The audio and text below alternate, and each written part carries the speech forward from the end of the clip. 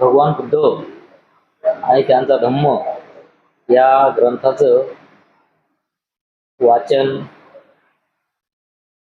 आपल्या येथे नियमित होत आहे आणि आज या ग्रंथाचा सातव्या खंडामधला तिसरा भाग आपण बघणार आहोत। तिसऱ्या भागामध्ये तथागत भगवान बुद्ध यांचं महापरिनिर्वाण झालेलं आहे आणि त्या संदर्भामध्ये या ठिकाणी सर्व सांगितलेलं आहे। या भागामध्ये सर्वात प्रथम वारसाची नियुक्ती संदर्भामध्ये आपल्याला बघायचं आहे। एकदा भगवान बुद्ध धनुर्धारी नामक शाक्य कुटुंबाच्या आम्रवनात वस्तीत होते। त्यावेळी पावामध्ये नुकतेच निगठ्ठनाथ पुत्राचे देहावसान झाले होते। त्यांच्या मृत्यूनंतर निगठ्ठीयान दुही होऊन भांडणे सुरू झाली। त्यांचे दोन पक्षी आपापसात झगडताना एकमेकांना बगानमानी घायाळ करीत होते।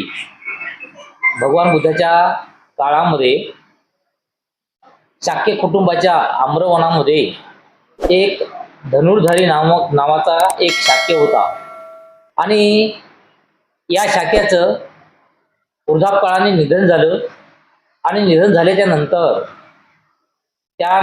त्याच्या मृत्यूनंतर त्या ठिकाणी जे काही निगेटिव्ह आहेत तर या निगेटिव्हमध्ये आता या धनुर्धारी नामक जे काही निगेटिव्ह आहे त्यांचा वारसदार कोण यांच्यावरून वादविवाद निर्माण झाले आणि वादविवाद निर्माण झाले ते वादविवाद या टोकाला येऊन पोहोचले की एकूणएकामध्ये भांडणं आणि एकूणएकाला जखमी करणं इथपर्यंत हा वाद गेला आणि असा हा वाद पसरला, इकडे तिकडे पसरला। सर्व लोकांना माहीत झालं की या ज्या काही धनुर्धारी नामक शाखेच्या गेल्याच्या नंतर त्यांच्या पूर्ण कुटुंबामध्ये वाद निर्माण झाले की त्यांचा वारसदार कोण असावा म्हणून।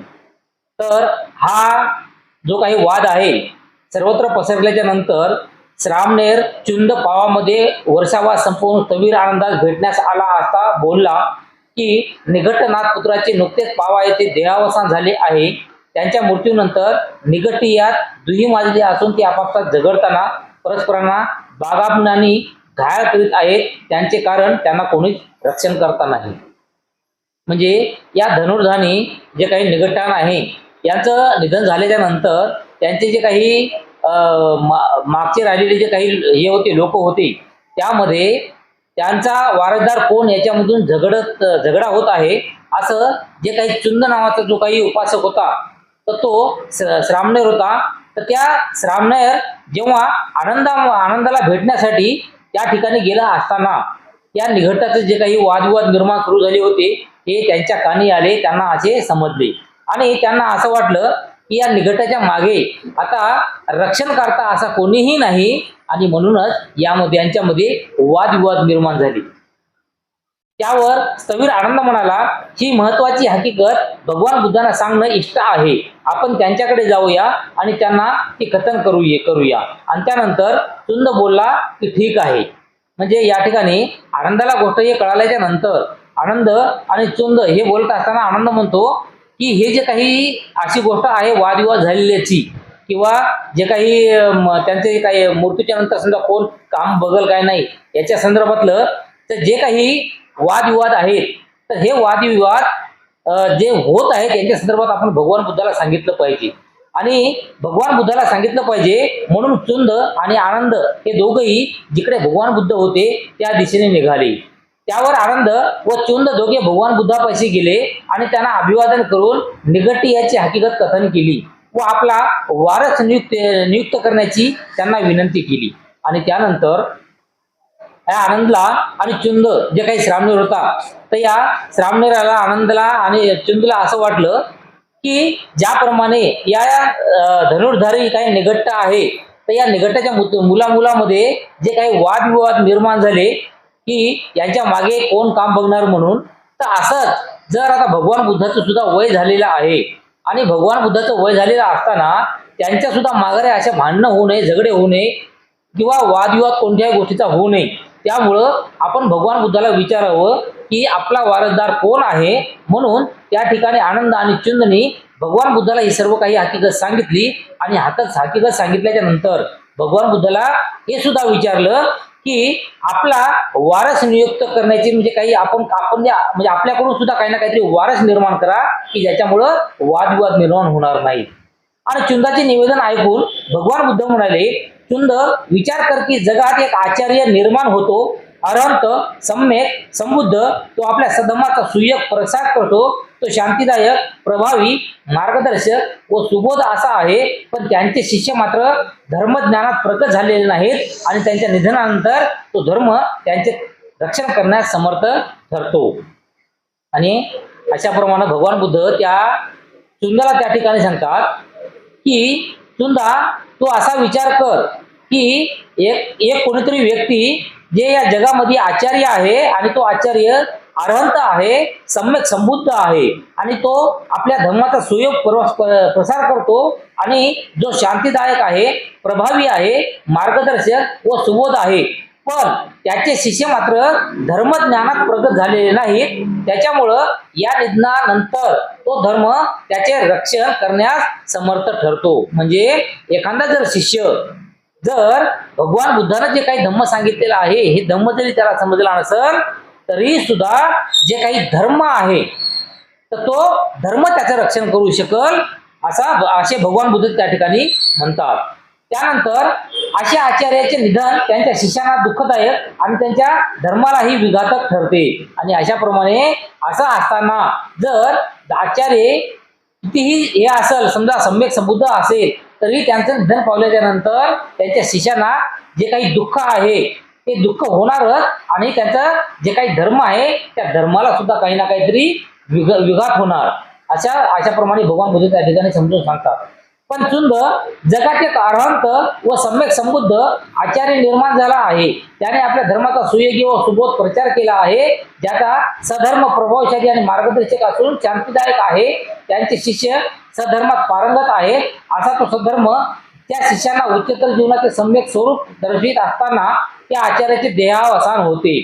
अशा आचार्याचे निधन शिष्यांना दुःखदायक होत नाही. मग वारसाची गरज कुठे भासते. दुसऱ्या एका प्रसंगी आनंदाने पुन्हा तोच प्रश्न काढल्यावर भगवान बुद्ध म्हणाले, आनंदा, माझ्या धर्माबाबत त्याचे एकमत नाही असे 2 भिक्खू तरी तुला आढळलेत काय. म्हणजे या ठिकाणी जेव्हा चुंदाने जेव्हा प्रश्न विचारला तर त्या चुंदाना प्रश्नाच्या उत्तरल्याच्या नंतर मी भगवान बुद्धाने सांगितलं होतं की तुमचा जो कोणी एखादा आचार्य आहे आणि तो आचार्य सम्यक संबुद्ध असेल आणि त्याने आपल्या जीवनामध्ये जे काही सधर्म असेल आणि प्रभावशाली सधर्म बाळगला असेल आणि शांतीदायक त्यांचं जीवन राहिलेलं असेल आणि असा असताना जर तो सधर्म त्या शिष्याला उच्चतर जीवनाचे सम्यक स्वरूप दर्शित असताना त्यांच्या आचार्याचे समजा कदाचित देहावसान झाले म्हणजे परिनिर्वाण झाले तर अशा शिष्याचे आपल्या अशा आचार्याचे निधन शिष्याला दुखावत होत नाही. मग वारसाची गरज कुठं पडते. म्हणजे आपले आचार्य कोणीतरी हे आता या जगामध्ये नाही आहेत याचं दुःख सुद्धा त्या व्यक्तीला होत नाही, कारण ते भगवान बुद्धाचं धम्मच तसं आहे. मग जर तुम्हाला माझ्या जाण्यामुळं किंवा आचार्याच्या जाण्यामुळं जर दुःख होणार नाही म्हणजे याचा अर्थ माझा जो काही धम्म आहे हा धम्म तुम्हाला समजला आणि धम्म समजलाच नसेल तर मग मात्र तुम्हाला दुःख होणार. आणि समजा तुम्हाला दुःख नाही होणार, तुम्हाला धर्म सर्व समजला तर मग तुम्हाला जे काही धम्म आहे ते धम्म तुमचा गुरु राहील. तुम्हाला कोणत्या वारदाराची गरज लागणार नाही असं भगवान बुद्ध त्या ठिकाणी म्हणतात. आणि त्यानंतर आनंद सुद्धा त्या ठिकाणी म्हणल्याच्या नंतर आनंदानं सुद्धा त्या ठिकाणी भगवान बुद्धाला अशाच प्रकारे प्रश्न केल्याच्या बाबत त्या आनंदाला भगवान बुद्ध म्हणतात की माझ्या धर्मामध्ये म्हणजे मी जे काही धम्म सांगतो आहे, शिकवतो आहे, तर अशा धर्मामध्ये 2 तरी भंते असे दाखव की त्या भंतेमध्ये वेगवेगळं मत निर्माण झालं असं.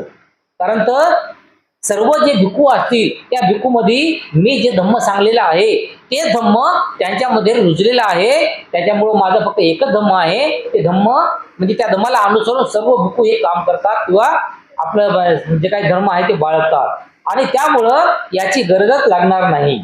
पण आज ते जग भगवंताच्या निकट आहे. ते भगवंताच्या मूर्तीनंतर कदाचित विनयाबाबत, संघाच्या नियमाबाबत वाद निर्माण करण्याचा संभव आहे आणि असला वाद सर्वांच्या दुःखाला कारणीभूत होऊ शकेल. त्यानंतर आनंद काय म्हणते की आता भगवान म्हणजे आता जे काही भिक्खू आहे ते सर्व तुमच्या जवळ आहे आणि तुमच्या जवळ असल्या कारणानं जे काही तुमचा दबदबा आहे किंवा तुम्हाला घेऊन ते जे काही बनते आहे ते बनते कोणत्याही प्रकारचा वादविवाद करणार नाही, परंतु तुम्ही गेल्याच्या नंतर कदाचित जे काही विनय असेल किंवा जे काही नियम असतील संघाचे तर या नियमाबद्दल आपल्या याच्यामध्ये वाद निर्माण होऊ शकतात आणि त्यामुळं वाद जर असा निर्माण झाला तर ते वाद मात्र सर्वांच्या दुःखाला कारणीभूत होऊ शकते, असा आनंद भगवान बुद्धाला म्हणते. आनंद विनयाबाबत भिक्खूच्या नियमाबाबतचे वाद क्षुल्लक ठरतात, पण भिक्खू संघात धम्माबद्दल जर वाद निर्माण झाले तर ते मात्र चिंताजनक होईल. भगवान बुद्ध काय म्हणतात की जे काही विनय आहे तर या विनयाच्या बाबतीत जर भिक्खूमध्ये नियमाबाबतचे काही जर वाद क्षुल्लक झाले असतील तर त्यांना काहीही फरक पडणार नाही, त्या वादानं काही फरक पडणार नाही, परंतु भिक्खू संघामध्ये जर धम्माबद्दल काही जर वाद निर्माण झाले तर मात्र थोडीशी चिंता करण्यासारखी गोष्ट आहे. परंतु जे काही धम्म सर्व भिक्खूंनी शिकलेला आहे किंवा ज्या भिक्खूंना सर्व भिक्खूंना दिलेला आहे ते फक्त मी एकट्यानं दिलेला आहे आणि एकसारखा दिलेला आहे, त्यामुळे वादविवाद निर्माण होण्याची परिस्थिती अशी ते होणार नाही. धम्मासंबंधीचे वादविवाद हुकुमशहा मिटू शकत नाही. वारस जर हुकुमशहासारखा वागणार नसेल तर तो काय करू शकणार. आणि या ठिकाणी जे काही धम्मासंबंधीचे जे काही वादविवाद असतील तर हे वादविवाद एखादा हुकुमशहा असेल एखादा राजा असेल ते सुद्धा मिटू शकत नाही. आणि त्यामुळं वारस म्हणजे मी एखादा वारस नेमला मी माझ्या माघारी या तर ते वारस सुद्धा हुकुमासारखा वागणार नाही. यामध्ये काय हे आहे म्हणजे उद्या चालून समजा एखादा मी वारस असं समजा जर नेमला तर ते वारस स्वतःचे नियम तयार करेल आणि मी सर्वात मोठा असा म्हणाल आणि मी जे काही सांगतो ते तुम्ही ऐका, मग त्यानं खरंच सांगल किंवा खोटं सांगणार नाही. हे कशावरून असं भगवान बुद्ध त्या ठिकाणी आनंदाला सांगतात. आणि धम्मासंबंधीचे वादविवाद हुकुमशहा मिटवू शकणार नाही. आणि अशाप्रमाणे एखादा मी वारसदाराने जर नेमला आणि पुढे चालून तो हुकुमशाही जर करू लागला तर असा हुकुमशहा धम्माबाबतचे कोणतेही वादविवाद मिटवू शकत नाही. कोणत्याही वादाबाबत संघर्ष निर्णय घेऊ शकेल. संघाने एकत्र येऊन एकमत होईपर्यंत विचारविनिमय केला पाहिजे आणि एकदा निर्णय झाल्यावर त्यांचे परिपूर्ण पालन केले पाहिजे. त्यासाठी माझा जो काही वारसदार कोणी असेल तर तो आहे संघ. संघ म्हणजे जे काही अनेक भिक्खूगण आहेत तर ते सर्व भिक्खूगण मिळून बनलेला एक जो काही संघ आहे तर त्या संघाला ते सर्व अनुमती राहील आणि माझा वारस सुद्धा ते संघच राहील. कोणताही धम्माविषयी असो तर कसल्याही संदर्भामध्ये असो एखादा समजा वादविवाद जर निर्माण झाला तर ते वादविवाद सोडवण्याचा अधिकार हे संघाला राहील, कोणत्याही एका व्यक्तीला राहणार नाही, असं भगवान बुद्ध त्या ठिकाणी म्हणतात.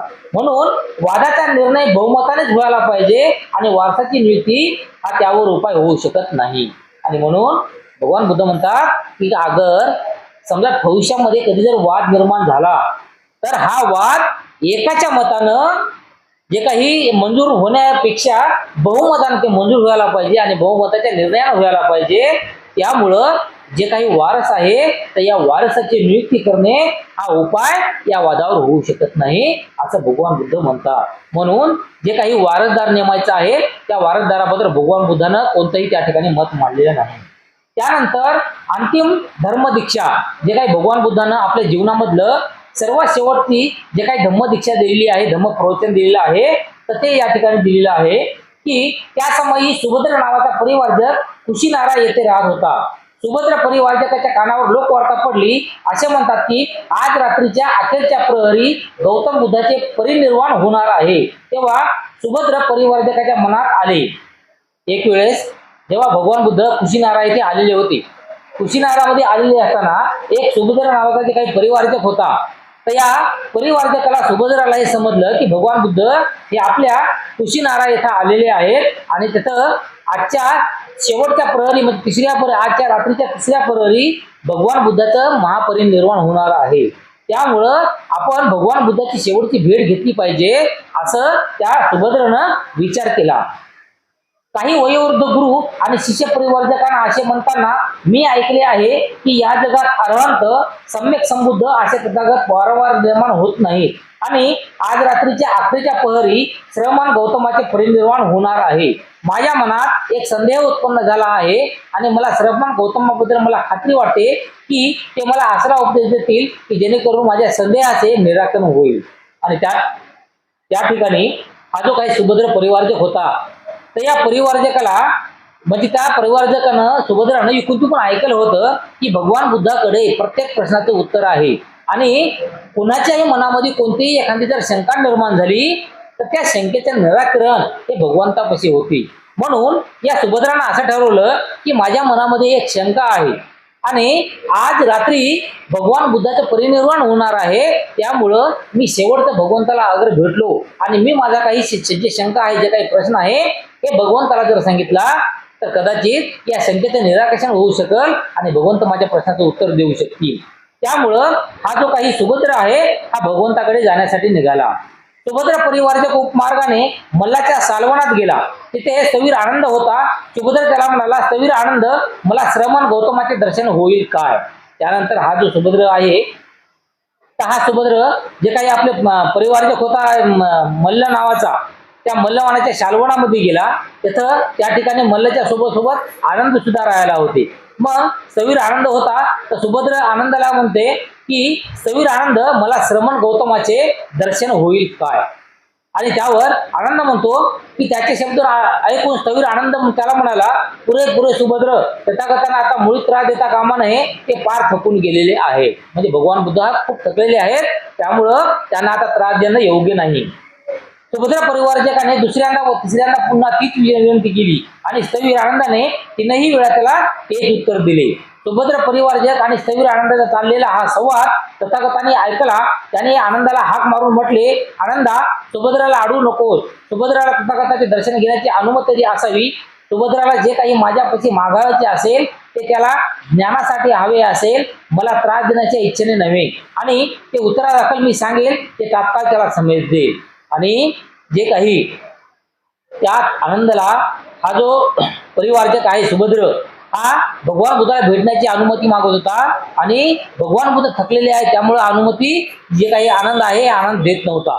आणि जेव्हा 2-3 वेळेस ही विनंती केल्याच्या नंतर ते या दोघातलं जे काही बोलणं आहे भगवान बुद्धाच्या कानावर पडलं आणि त्या ठिकाणी भगवान बुद्ध आनंदाला म्हणतात की आनंदा, या सुभद्राला तू वाढू नकोस. भगवान त्या सुभद्राच्या मनामध्ये काहीतरी शंका निर्माण झालेली आहे, त्यामुळं त्या शंकेचं निराकरण होणं हे अत्यंत जरुरी आहे. त्यामुळे तू सुभद्राला अडू नको, सुभद्राला माझ्याकडे घेऊन ये. तेव्हा स्थविर आनंद परिवारजकाला म्हणाला, सुभद्रा आत प्रवेश कर, तथागतांनी तुला परवानगी आहे. जेव्हा सुभद्रा परिवारजक तथागताच्या समीप गेला आणि त्यांना अभिवादन करून कुशल वर्तमानाचे बोलणे झाल्यावर तो एका बाजूस बसल्यावर तथागतांना उद्देशून म्हणाला. त्यानंतर जे काही हा सुभद्र आहे हा सुभद्र भगवान बुद्धाकडे गेला.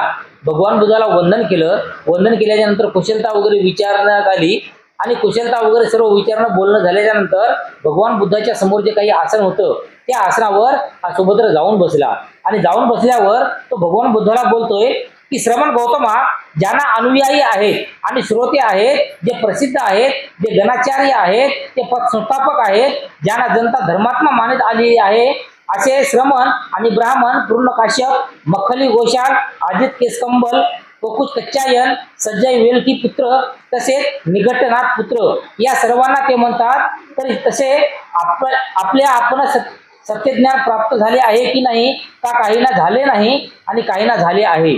त्या ठिकाणी हा जो परिवारजक होता सुभद्रा नावाचा तर तो सुभद्रा भगवान बुद्धाला विचारतो की मी आतापर्यंत जे बरेचसे काही परिवारजक बघलेले आहेत, काही संस्थापक बघितलेले आहेत, काही श्रोते बघितलेले आहेत आणि काही अनुयायी बघितलेले आहेत आणि काही प्रसिद्ध आहेत, काही गणाचार्य आहे. आणि असे जे काही प्रत्येक अलग अलग मी ज्याप्रमाणे जे काही हे लोक बघितलेले आहेत तर यांच्या सर्वाला जे काही सत्यज्ञान आहे तर या सत्यज्ञानाची प्रतीची सगळ्यांना झालेली आहे काय, किंवा काहींना झाली आणि काहींना नाही झाली असं आहे काय, किंवा कोणालाच नाही झाली असं आहे का, यावर काहीतरी सांगा.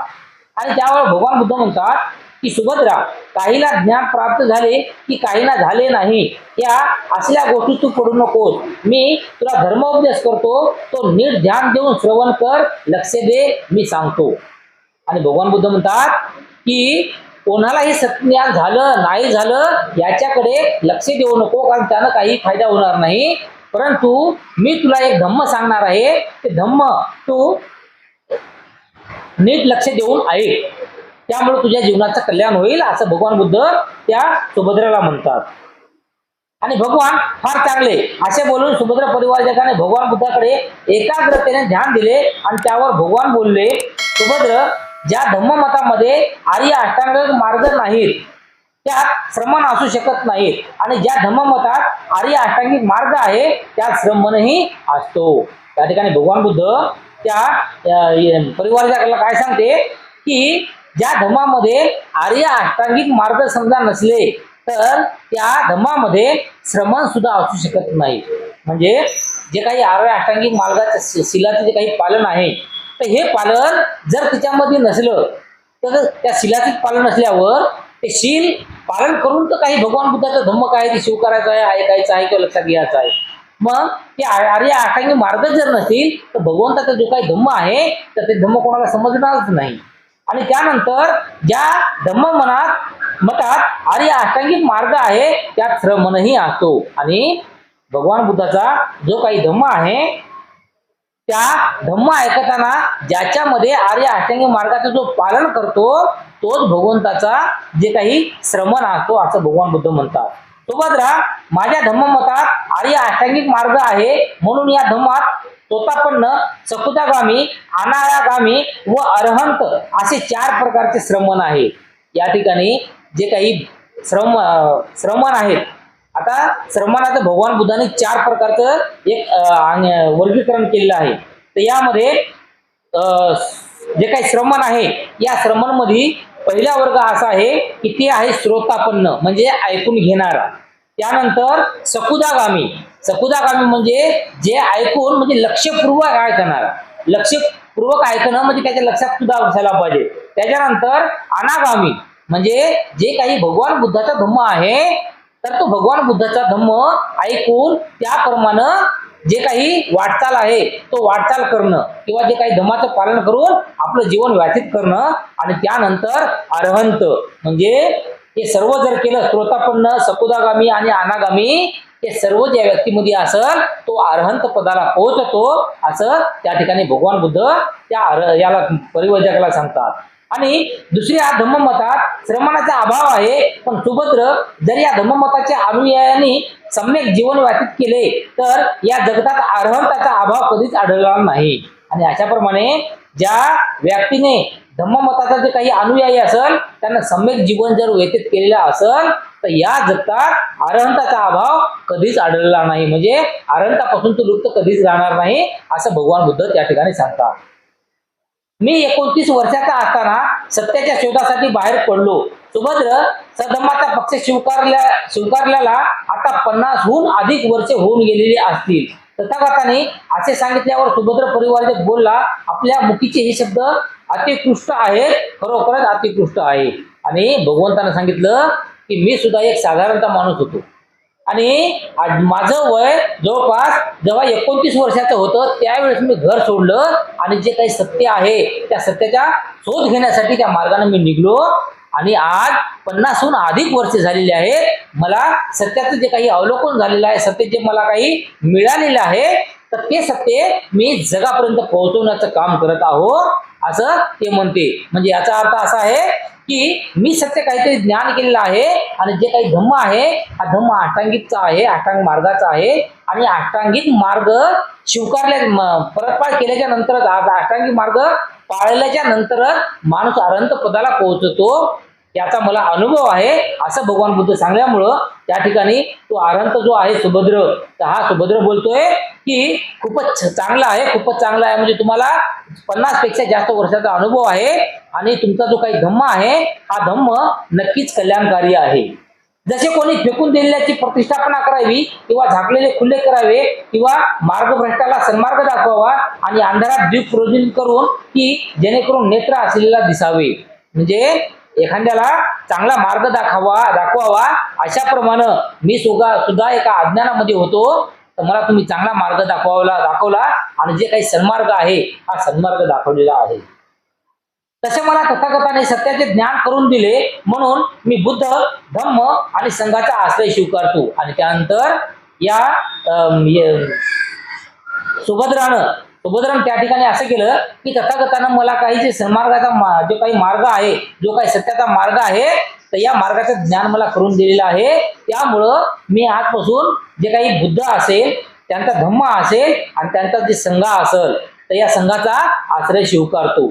सुभद्र ज्याने पूर्वी दुसऱ्या धम्माची दीक्षा घेतली असेल, त्याला जर संघात प्रवेश करण्याची इच्छा असेल तर त्याला 4 महिने प्रतीक्षा करणे प्राप्त आहे.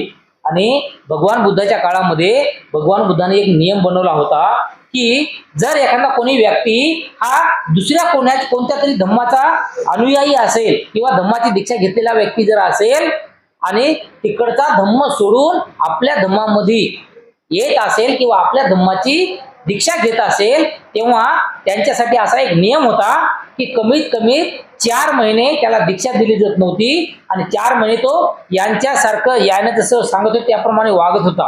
आणि जर 4 महिन्यापर्यंत आपल्या या धम्माप्रमाणे तो जर वागला तर त्याच्यानंतर त्याला धम्माची दीक्षा दिली जात होती. त्यामुळं या ठिकाणी सुभद्राला सुद्धा भगवान बुद्ध बोलतात की अशाप्रमाणे कमीत कमी 4 महिने झाल्याशिवाय तुला धम्म दीक्षा देता येणार नाही, असं आपला नियम आहे. तरी पण तसा दंडक असेल तर मीही 4 महिने प्रतीक्षा कर. आणि त्यानंतर सुभद्रा म्हणते की असा जर तुमचा नियम असेल तर मी सुद्धा या नियमाचं उल्लंघन करणार नाही, मी सुद्धा 4 महिने प्रतीक्षा करतो.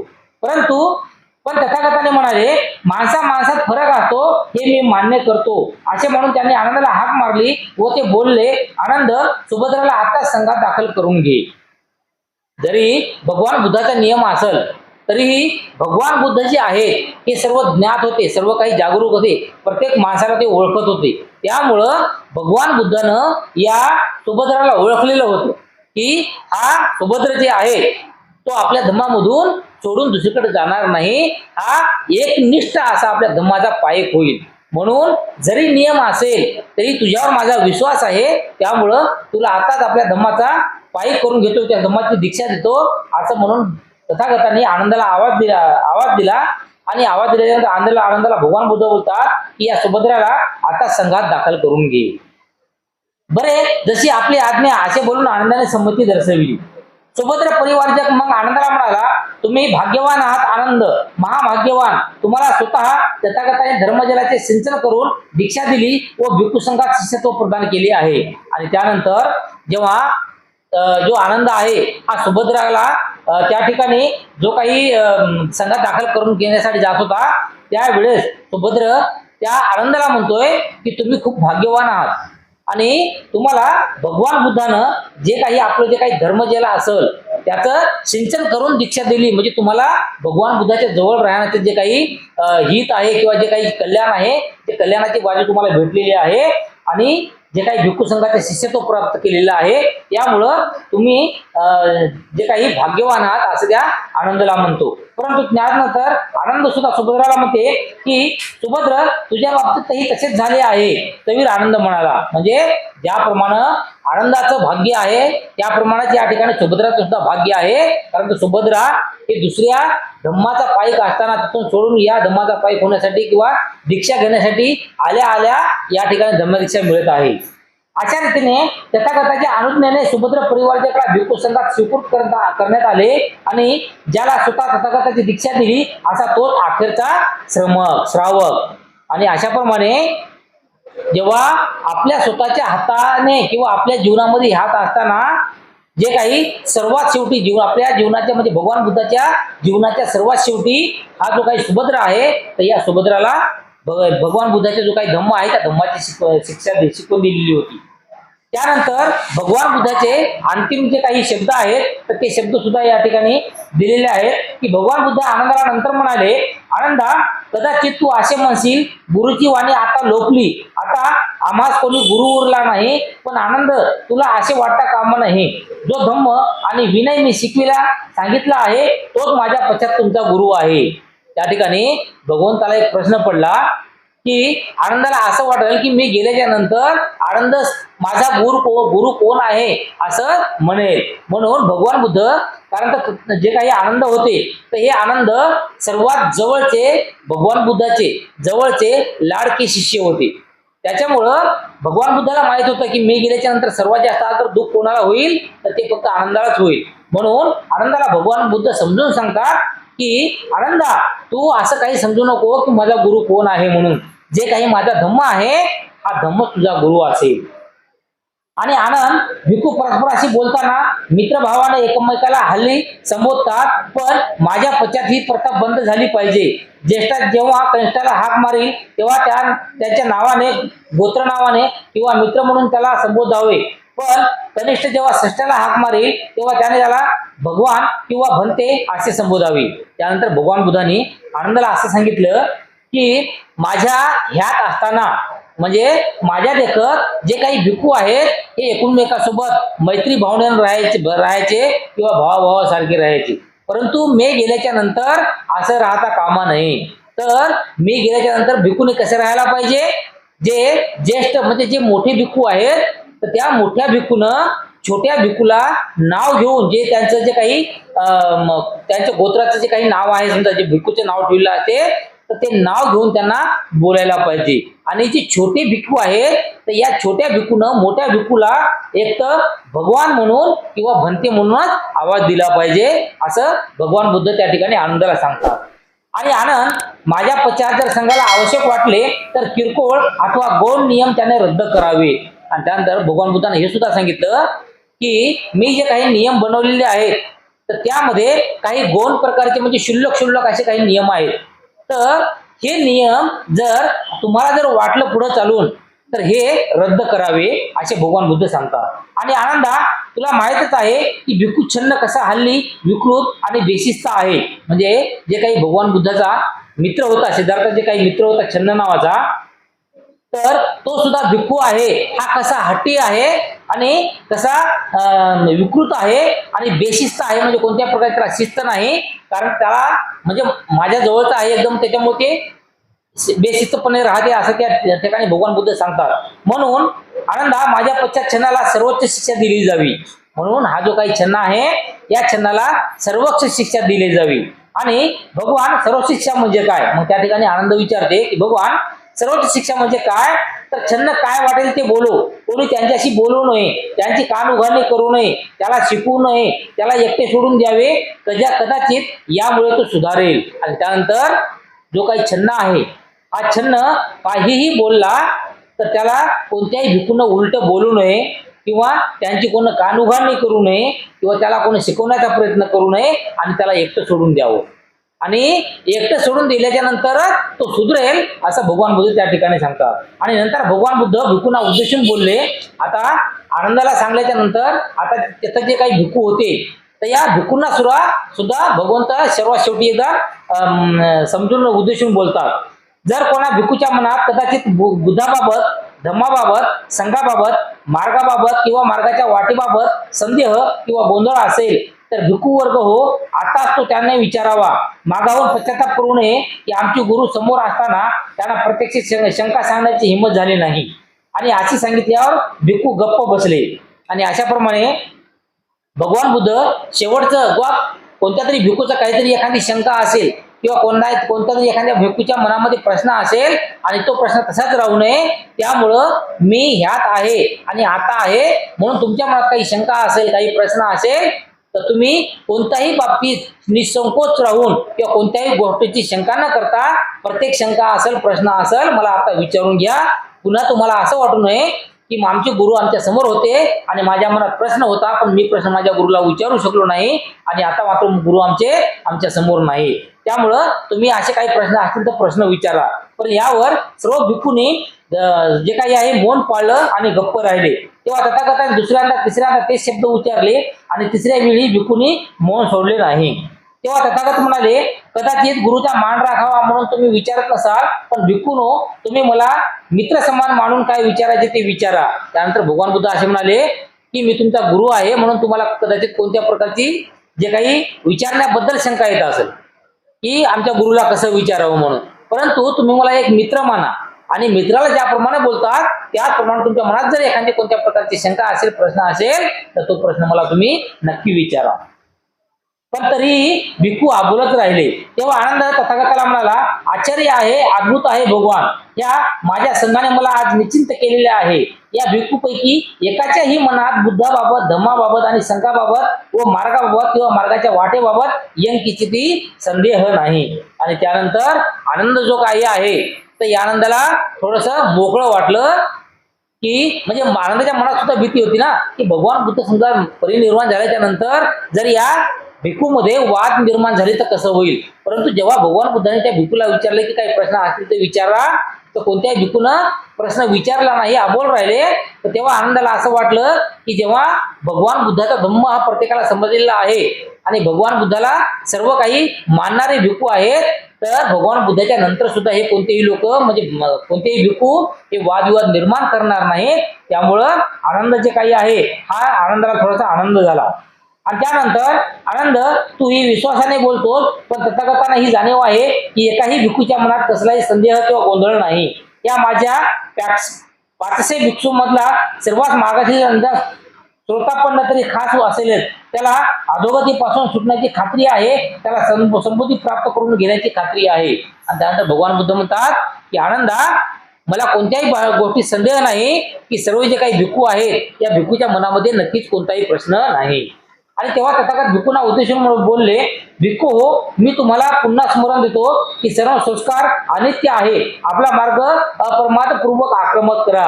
आणि शेवटचं भगवान बुद्ध भिक्खूंना काय समजून सांगतात की जे काही संस्कार आहेत, तर ते संस्कार हे अनित्य आहे, म्हणजे त्या संस्कारामुळं आपल्या जीवनात कोणतंही कल्याण होणार नाही, ते अनित्य आहे. आणि आपला हा मार्ग अप्रमादपूर्वक आक्रमक करा. आणि तथागताचे हेच अखेरचे शब्द त्या ठिकाणी झाले. त्यानंतर शोकग्रस्त आनंद. आता आनंद जे आहे, या आनंदाला दुःख कसं झालं हे या संदर्भामध्ये या ठिकाणी सांगितलेलं आहे की जसजसे वय होत चालले तशी भगवान बुद्धाला आपली काळजी घेण्यासाठी एखाद्या सेवकाची जरुरी वाटू लागली. प्रथम त्यांनी नंदाची निवड केली, त्यानंतर त्यांनी आनंदाची निवड केली. तथागताच्या अंतिम समयापर्यंत वैयक्तिक सेवक म्हणून त्याने त्यांची सेवा केली. आणि ज्याप्रमाणे भगवान बुद्धाचं जसं जसं वय होत चाललं होतं, तेव्हा भगवान बुद्धाला कोणाच्या ना कोणाच्या सहाऱ्याची आवश्यकता पडू लागली. आणि जेव्हा सहाऱ्याची आवश्यकता पडू लागली, त्यावेळेस भगवान बुद्धाने प्रथम एक नंद नावाचा जे भिक्खू होता, तर या नंदाची निवड आपल्यासोबत राहण्यासाठी केली. आणि काही दिवस त्या नंदासोबत राहिल्याच्या नंतर परत पुन्हा आनंदाला आपला सेवक बनवलं आणि आनंदाला आपल्यासोबत ठेवलं. आणि त्यानंतर जे काही आनंद आहे, तर या आनंदाने तथागताच्या अंतिम समयापर्यंत व्यक्तिगत सेवक म्हणून भगवान बुद्धाची सेवा केली. आनंदाला तथागताने सेवक न मानता आपला प्रियतम सहचर म्हणून मानले होते. आणि त्याप्रमाणे जेव्हा भगवान बुद्ध कुशीनारायत आले व 2 शालू वृक्षांमध्ये त्यांनी वास्तव्य केले, तेव्हा आपला अंतकाळ जवळ येत चालल्याचे पाहून आता आनंदाला विश्वासात घ्यावे असे त्यांनी योजले.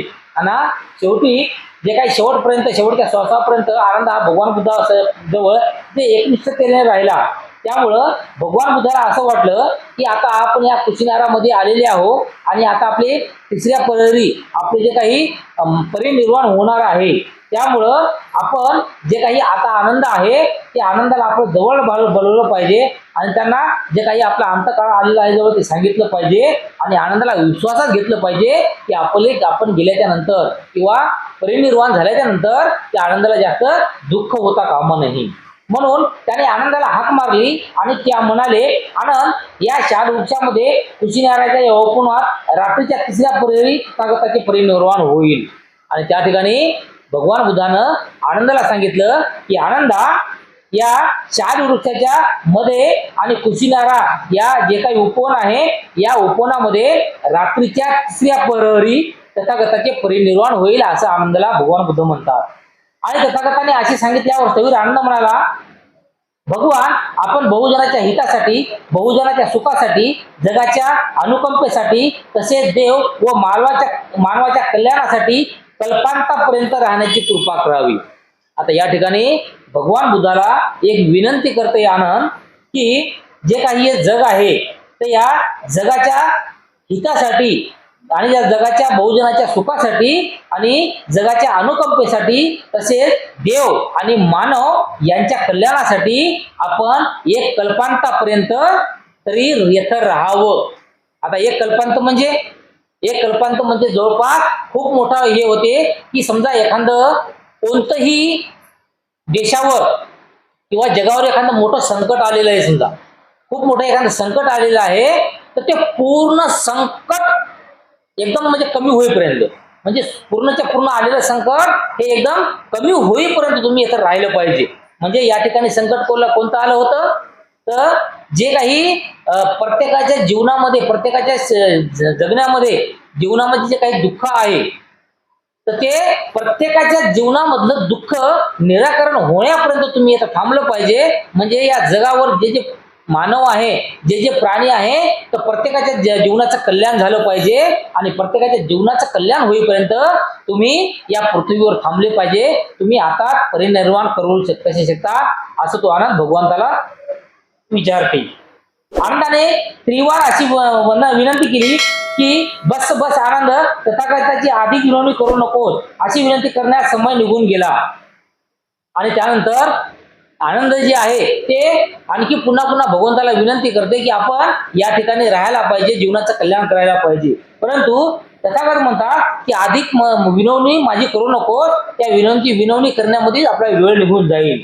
आणि आनंदा, आता मी वृद्ध झालो आहे, वयस्क झालो आहे, माझा जीवन प्रवास आता संपत आला आहे, माझी आयु मर्यादा मी गाठली आहे, माझी 80 वर्षे आता उलटली, ज्यामुळे एखाद्या जुने संकट वापरून जिजून एखाद्या दिवशी मोडून पडते, तीच अवस्था तथागताच्या देहाचीही झालेली आहे. हे श्रवण केल्यावर आनंद त्यातून निघून गेला.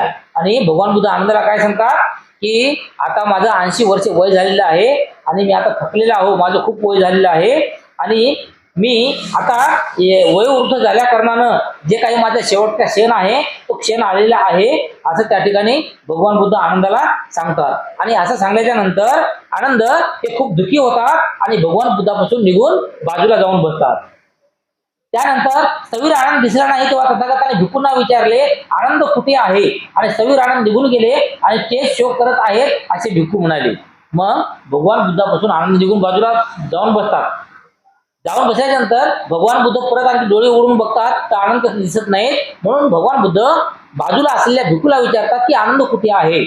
आणि ते भिक्खू सांगतात की आनंद हा दुःखी होऊन बाजूला जाऊन बसलेला आहे. त्यावर परत भगवान बुद्ध म्हणतात की तथागताने मला एका भिक्खूला बोलावले, व ते म्हणाले, जा आणि आनंदाला सांगा की तुला तथागत बोलवत आहे. आणि त्यानंतर एका भिक्खूला त्या आनंदाला बोलवण्यासाठी सांगतात. जशी आपली आज्ञा भिक्खू बोलला, आनंद आला आणि तथागताच्या समोर जाऊन बसला. आनंद, आता रडू नकोस, मी तुला मागे सांगितले नाही का की आपल्या आवडत्या व निकट वस्तूपासून अलग व्हावे लागते, त्यांचा त्याग करणे, त्यांचा संबंध तोडावा लागणे हे स्वाभाविकच आहे. आणि त्यानंतर आनंदाला भगवान बुद्ध म्हणतात की दुःख करू नको, जे काही आपले नातलग असतील, जे काही जवळचे असतील, तर यांना एक ना एक दिवस जे काही आहे त्यांचा आपण त्याग करावाच लागते, त्यांना सोडून जावाच लागते. हे एक जीवनाचं स्वाभाविक सत्य आहे. त्यामुळे तू दुःख होऊ नकोस, असं त्या ठिकाणी आनंदाला भगवान बुद्ध म्हणतात. आणि आनंद, तुझ्या अमाप प्रेमळ कार्यामुळे, दयाशील स्वभावामुळे तू दीर्घकाळापर्यंत माझा अगदी निकटवर्ती झाला आहेस. आनंदा, तू हुशार आहेस, निष्ठेने प्रयत्न कर, म्हणजे तू सुद्धा विषयासक्ती, स्वार्थ, मोह व अज्ञान यासारख्या दुर्गुणापासून मुक्त होशील. आणि त्यानंतर भगवान बुद्ध आनंदाला सांगतात की आनंदा, माझ्यासोबत सर्वात जास्त अगर कोणी जर राहिलेला असेल तर ते तू राहिलेला आहेस. त्यामुळं मी जाण्याचं तू दुःख करू नकोस. आणि तू खूप हुशार आहेस आणि या हुशार असल्यामुळं तू निष्ठेने प्रयत्न करत जा, म्हणजे तू सुद्धा जे काही विषयाशक्ती असेल, जे काही स्वार्थ असेल आणि जे काही मोह असेल, तर अशा अज्ञान याच्या दुर्गुणापासून तू मुक्त होशील. नंतर आनंदाबद्दल भिक्खूंना उद्देशून तू बोलले, आनंद बुद्धिमान आहे, भिक्खू हो, आनंद बुद्धिमान आहे. आणि ज्याप्रमाणे आनंदला भगवान बुद्ध बोलले त्याप्रमाणे आनंदाच्या संदर्भामध्ये तिथं असलेल्या भिक्खूला सुद्धा सांगितलं की आनंद हा खूप बुद्धिमान आहे. तथागताची आपण केव्हा भेट घ्यावी हे तो जाणतो. भिक्खुनीची कोणत्या समयी भेट घ्यावी हे तो जाणतो. उपासकाची भेट घेण्याची योग्य वेळ कोणती, राजा किंवा राजमंत्र्याची वेळ कोणती, तसेच दुसऱ्या आचार्याची व शिष्याची वेळ कोणती हेही त्याला ठाऊक आहे. म्हणजे तिथं असलेल्या भिक्खूला भगवान बुद्ध काय म्हणतात की आनंद एवढा हुशार आहे की या ठिकाणी भिक्खूंनी भगवान बुद्धाची भेट कधी घ्यावी हे आनंदाला चांगलं माहित होतं. बाहेरून कोणी एखादा राजा आला असेल, कोणी एखादा उपासक आला असेल मला भेटायला, त्यांनी सुद्धा माझी भेट कधी घ्यावी हे सुद्धा आनंदाला चांगल्या प्रकारे माहित होतं. आणि भिक्खू हे आनंदाची 4 विशेष आहे. आणि अशाप्रमाणे जे काही आनंदामध्ये जे काही 4 प्रकारचे जे काही विशेषता आहेत हे अशा प्रकारचे आहेत असे भगवान बुद्ध सांगतात. आनंदाला भेटल्यावर सर्वांना समाधान मिळते, त्याला पाहून त्याला आनंद होतो, सर्वांना आनंदाचे बोलणे ऐकून सुख मिळते. आनंद जेव्हा अबोल होतो तेव्हा ते बेचैन होतात. आणि अशाप्रमाणे जो काही आनंद आहे, आनंदाचा जो काही स्वभाव आहे, तर तो स्वभाव म्हणजे आनंदाला अगर कोणी भेटलं तर आनंद भेटल्यामुळे त्यांचं समाधान होते आणि त्याला पाहून त्याला आनंद जे काही भेटेल आनंदाला, बघील आनंदाला त्याला आनंद सुद्धा होतो. आणि आनंदाचे जे बोलणं आहे तर हे बोलणं ऐकून प्रत्येकाला सुख मिळते. आनंद जेव्हा अबोल होतो तेव्हा मात्र सर्व जे उपासक येतील आलेले असतात ते मात्र बेचैन होतात की आनंदाच्या मनामध्ये काय आहे, आनंद एवढा हुशार आहे असं भगवान त्या ठिकाणी म्हणतात. त्यानंतर आनंदाने पुन्हा तथागताच्या परिनिर्वाणाचा विषय काढला. तथागतांना उद्देशून तो बोलला. तथागताने या उजाड नगरीत, या जंगलामध्ये देहत्याग करू नये. चंपा, राजगृह, श्रावस्ती, साकेत, कौशांबी, वाराणसी सारखी मोठी मोठी नगरे आहेत. यापैकी कोणत्या तरी नगरात त्यांनी परिनिर्वाण प्राप्त करावे. आणि त्यानंतर जो काही आनंद आहे, आनंद परत एकदा भगवान बुद्धाला विनंती करते की भगवान आपण या ठिकाणी जे काही आपलं परिनिर्वाण आहे तर हे परिनिर्वाण करू नये. तर आपल्या बाजूला मोठमोठी नगरे आहेत, मोठमोठ्या राजाची नगरे आहेत, जसे काही चंपा असेल, राजगृह असेल, श्रावस्ती असेल, साकेत असेल, कौशांबी असेल किंवा वाराणसी असेल. तर अशा कोणत्याही एका नगरामध्ये आपण जाऊया आणि त्याचं तुम्ही परिनिर्वाण प्राप्त करा असं ते भगवान बुद्धाला विनंती करते. परंतु त्या ठिकाणी भगवान बुद्ध बोलतात की आनंद असे बोलू नकोस, आनंद असे बोलू नकोस. ही कुशीनारा देखील केशवती नावाची महासुदर्शन राजाची राजधानी आहे.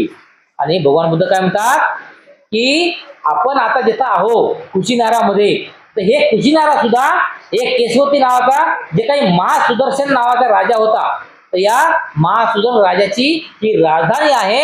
आणि या राजधानीमध्ये आहो, त्याच्यामुळे याला तू कमी लेखू नको, ही सुद्धा खूप मोठी नगरी आहे असे भगवान बुद्ध म्हणतात. नंतर तथागतांनी आनंदावर 2 कामे सोपवली. त्यांनी आनंदाला सांगितले की चुंदाने दिलेल्या अन्नामुळे तथागतांना मृत्यू आला अशी वार्ता पसरणार नाही याची खबरदारी घे. त्यामुळे चुंद संकटात सापडेल अशी भीती वाटते. त्याने सांगितले की याबाबतीत लोकांच्या मनातील भ्रम आनंदाने दूर करावा. आणि जेव्हा भगवान बुद्धाने जे शेवटचं भोजन चुंदाच्या इथे केलं होतं आणि चुंदाच्या इथे जे गोड वगैरे मिष्टान खाल्ल्याच्या नंतर भगवान बुद्धाला जे काही पचन झालं नव्हतं आणि पचन न झाल्या कारणाने भगवान बुद्धाची तब्येत बिघडली होती.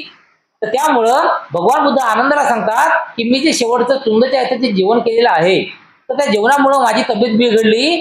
तर तू सर्व समाजामध्ये सांग की जे चुंदाच्या इथे जेवण केलं म्हणून माझं जे काही प्रकृती आहे किंवा जे काही तब्येत आहे ती तब्येत बिघडली नाही, तर माझी तब्येत बिघडली आहे तर ते माझं वय झाल्यामुळं. आणि जर लोक असे म्हणतील की चुंदाच्या इथे जेवण केल्यामुळं भगवान बुद्धाला परिनिर्वाण झालं तर लोक त्याला दोषी ठरवतील. आणि असं जर कोणी म्हणत असेल तर अशा लोकांना तू सावरून घे, सांभाळून घे, त्यांना समजून सांग असं आनंदाला भगवान बुद्ध म्हणतात. आणखी एक गोष्ट त्यांनी आनंदात करण्यास सांगितली आणि ती म्हणजे कुशीनाराच्या मल्लांना जाऊन सांगणे की तथागत या उपवनात आले असून रात्रीच्या 3ऱ्या प्रहरी त्यांचे परिनिर्वाण होईल. तुझ्यावर दोष येईल अशी संधी तू देऊ नकोस. मल्ल कदाचित म्हणतील आमच्या गावात तथागताचा मृत्यू झाला आणि आम्हाला हे समजलेच नाही आणि त्यांच्या अखेरच्या क्षणी त्यांना भेटण्याची संधी आम्हाला मिळाली नाही. आणि त्यानंतर जे काही भगवान बुद्ध आहेत ते भगवान बुद्ध आनंदाला दुसरं एक काम सांगतात की आनंदा या रात्रीच्या 3ऱ्या प्रहरी माझं परिनिर्वाण होणार आहे. आणि माझं हे परिनिर्वाण होणार आहे तर हे या नगरीमध्ये असणारे जे काही मल्ल आहेत तर त्या मल्लांना तू जाऊन सांग आणि त्यांना असं सांग की 3ऱ्या प्रहरी माझं परिनिर्वाण होणार आहे आणि हे जर तू चांगलं त्याला तर बरं झालं, आणि सतकाची त्याला चांगलं नाही आणि असं माझं परिनिर्वाण झालं, तर ते उद्या तुझ्यावर काही ना काहीतरी आरोप ठेवतील की आमच्या नगरीत येऊन भगवान बुद्धाचं परिनिर्वाण झालं, परंतु आम्हाला आनंदानं का चांगलं नसावं, म्हणून तू अगोदर जाऊन त्याला सांग, असं भगवान बुद्ध त्या ठिकाणी म्हणाले. त्यानंतर स्थविर अनिरुद्ध व स्थविर आनंद या उभयाकापैकी धार्मिक चर्चेत उरलेली रात्र व्यतीत गेली. आणि त्यानंतर यामध्ये जे काही भगवान बुद्धाबद्दल जे काही धार्मिक चर्चा होती, या चर्चेमध्ये संपूर्ण रात्र निघून गेली. आणि पूर्वी प्रकट केल्याप्रमाणे रात्रीच्या तिसऱ्या प्रहरात तथागतांना परिनिर्वाण प्राप्त झाले. जेव्हा तथागताचे परिनिर्वाण झाले तेव्हा काही भिक्खू व आनंद हात पसरून रुदन करू लागले, काही तर दुःखचियाचे जमिनीवर गडबडा लोळू लागले, तर म्हणू लागले तथागतांना फारच लवकर परिनिर्वाण आले. या सुखी माणसाने फारच लवकर जीवन त्याग केला, जगातून फारच लवकर प्रकाश निघून गेला. आणि अशाप्रमाणे जे काही त्या रात्रीची तिसरी प्रहर आली, तर त्या तिसऱ्या प्रहरी तथागतांना परिनिर्वाण झाले. आणि परिनिर्वाण झाल्याच्या नंतर त्या ठिकाणी असणारे जे काही भिक्खू होते आणि आनंद होता, तर हे खूप दुःखी होऊन त्या ठिकाणी लोळू लागले आणि दुःख करू लागले. आणि अशा प्रमाणे ते म्हणू लागले की तथागताला फारच लवकर परिनिर्वाण आलेलं आहे. या सुखी जीवनामध्ये तथागत अजून राहायला पाहिजे होते, पण त्याने लवकरच जीवनाचा त्याग केलेला आहे. आणि या जगातून फारच लवकर जे काही एखादा प्रकाश आहे, जो अंधकारमय जीवनाला प्रकाशात आणलेला असा प्रकाश आहे, तर हा प्रकाश या जीवनामधून निघून गेलेला आहे, असं सर्व भंते म्हणू लागले.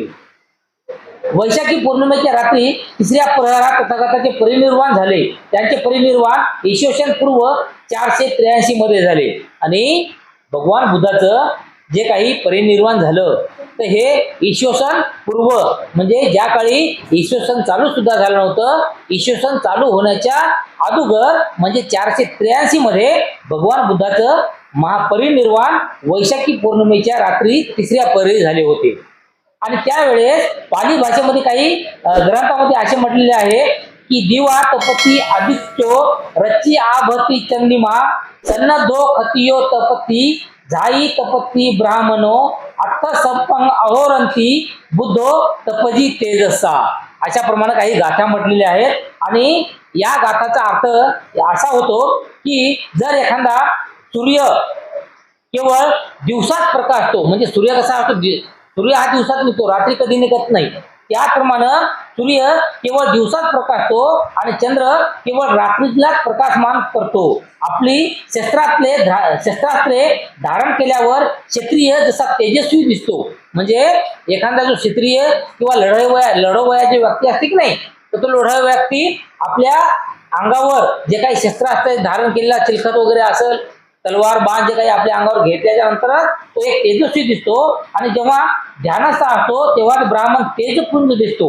एखादा ब्राह्मण ध्यानाचा असतो तेव्हा तो आपला तेजपूर्ण दिसतो, आणि त्यांचा आपल्यापाशी काही लौकिक राहत नाही.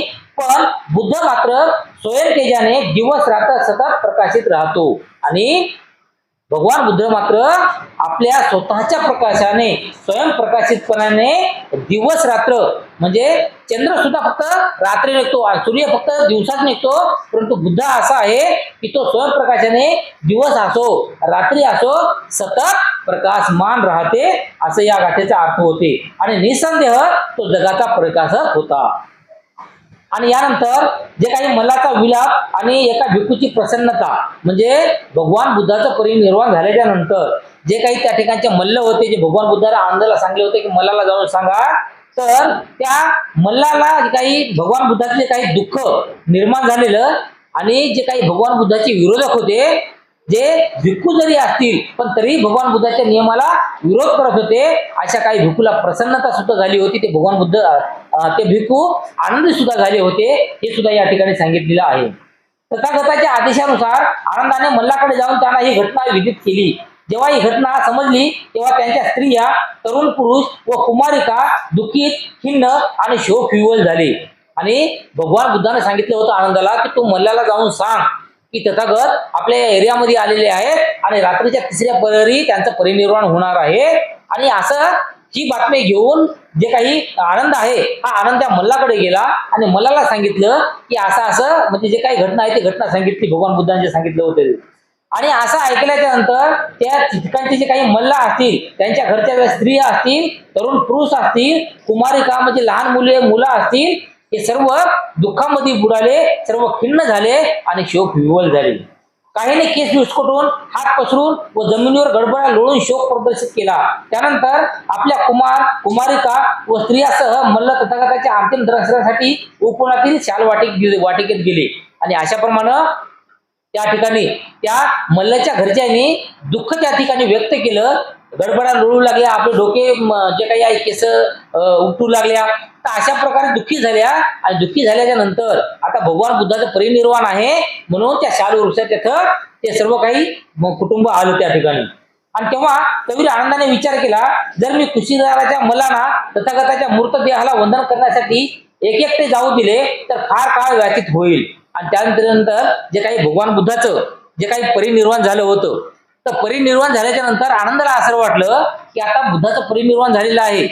आणि परिनिर्वाण झाल्याच्या नंतर जर त्यांच्या दर्शनासाठी समजा मी एका माणसाला जर सोडलं तर दर्शनासाठी खूप सारे माणसं येणार आहेत, त्याच्यामुळे खूप सारा वेळ लागणार आहे, कितीतरी दिवस लागणार आहेत. म्हणून आनंदानं काय केलं की एक कुटुंब म्हणजे एकदा सोडायचं. म्हणजे एका कुटुंबात 10 लोक असतील, 10 लोकांना एकदा सोडायचं. एका कुटुंबात 20 लोक असतील, 20 लोकांना एकदा सोडायचं आणि दर्शन घडवायचं. असं त्या ठिकाणी आनंदाने केलं. म्हणून त्याने कुटुंबाचे गट तयार केले. प्रत्येक कुटुंब तथागताच्या विनम्र भावाने वंदन करून निरोप घेई. त्या समयी पुष्कळ भिक्खूच्या समवेत महास्थवीर, महाकाश्यप पावा ते कुशीनारा या मार्गाने यात्रा करीत होते. आणि त्याच वेळेस ज्यावेळेस या इकडं भगवान बुद्धाचं परिनिर्वाण झालं आणि सर्व जे काही मल्ला असतील किंवा जे काही भिक्खू सर्व आहेत ते दुःखामध्ये पडले होते, त्याच वेळेस जे काही खूप सारे भिक्खू घेऊन एक महास्थवीर महाकाश्यप पावा म्हणजे महाकाश्यप हा पावावरून कुशीनारा या मार्गाने जात होता. आणि जाता जाता त्याच वेळी पावाला जाणाऱ्या मार्गाने एक नग्न परिवारजक येत होता. म्हणजे जो काही हा महाकाश्यप आहे हा पावावरून कुशीनाराला जात होता, त्याच वेळेस एक नग्न परिवारजक हा कुशीनारावरून पावाला जात होता. तर यांची मधामध्ये दोघांची भेट झाली. महास्थवीर महाकाश्यपाला तो नग्न परिवारजक दुरूनच दिसला. तो जवळ आल्यावर त्याने त्याला विचारले, मित्रा तू आमच्या गुरुंना ओळखत असशीलच. आणि त्यानंतर ते दोघ जण जे काही महास्थवीर काश्यप होता तो त्या ठिकाणी जवळ आला. आणि त्या ठिकाणी जवळ आल्याच्या नंतर ते जे काही लग्न परिवारजक होता तर त्या परिवारजकाला म्हणते की मित्रा तू माझ्या गुरुला ओळखतच असशील. होय मित्रा मी त्यांना ओळखतो. श्रमण गौतमाचे निधन होऊन आज 1 सप्ताह झालेला आहे.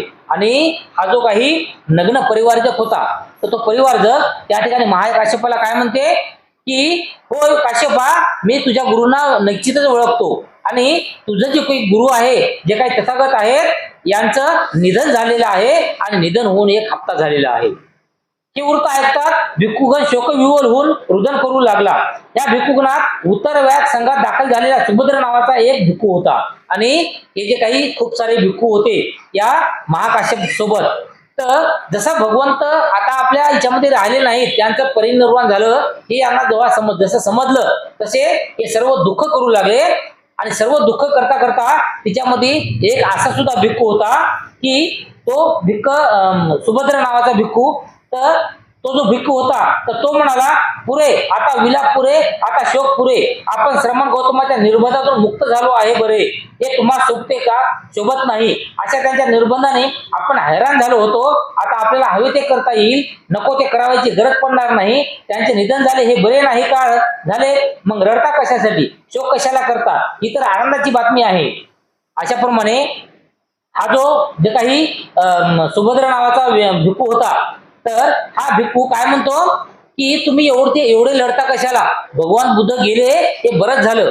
भगवान बुद्धानं खूप सारे जे काही नियम होते ते नियम आपल्याला लावलेले होते आणि त्या नियमामध्ये राहून आपलं जीवन जगणं कठीण झालं होतं. आणि आता भगवान बुद्ध नाही राहिले म्हणजे आपल्याला आपल्या मनानं जसं म्हणलं तसं राहता येईल. कोणती आपल्याला नियम राहणार नाहीत आणि कोणत्या प्रकारचे दुःख आपल्याला होणार नाही असं ते त्या ठिकाणी म्हणतो.